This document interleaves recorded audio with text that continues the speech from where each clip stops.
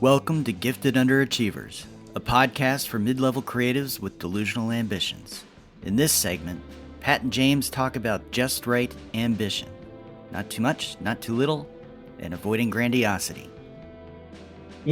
So creatives who are shit serious, uh, but it's also about sustaining, right? So Yeah. the way that I think about it, so if you plan to become the next John Irving, you're going to be disappointed, right? And so when I was thinking about playing music and being in a band, Yeah. um, you know, and and I was with these guys and we were kind of bouncing around, like we knew the music and all that kind of stuff, but we're like, what does this want to turn into? And I said, look, if we try and be, the next Pearl Jam or this or that or whatever, we're going to be disappointed. Yeah. One, because we're trying to be something we're not, but two, it ignores the fact that there's all of these bands who are making a living playing music and a reasonably good, middle to upper middle class living playing music who are never going to be famous. Yeah. Yeah. And they just tour. They're Yeah. just they're out doing the work.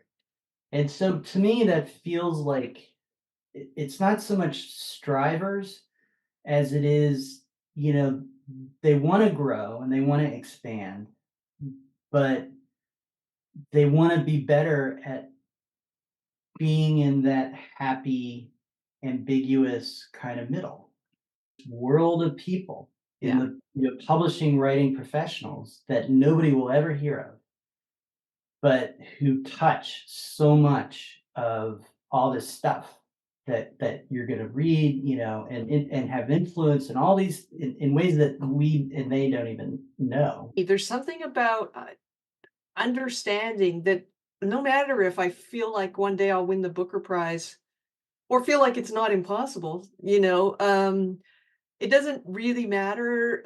My objective or like my happy state is to be doing what I like to do and making decent money at it and being able to take holidays and shit, not like always climbing the bottom 5 rungs of the ladder in my Yeah. chosen profession.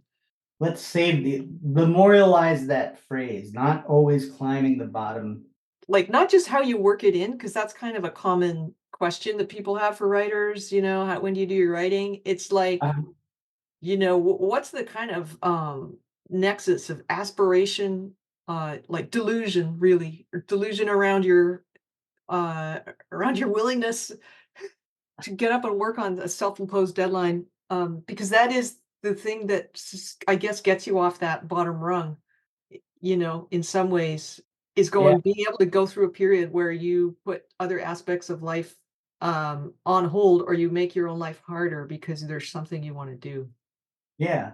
Well, yeah, and maybe part of this too is puncturing, so there's this thought that to do it you have to log lots and lots of hours. So you have to be up at 5 a.m. and you have to work until 9 p.m. and that's how you do it. It's just Uh, like, but maybe that's not really the best way to do it.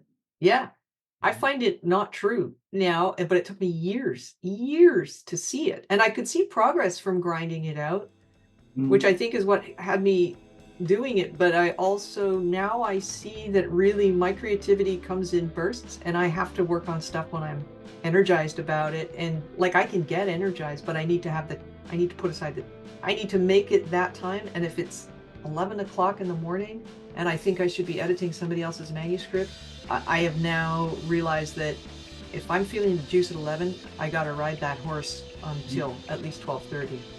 Thanks for listening to Gifted Underachievers, a podcast for mid-level creatives with delusional ambitions.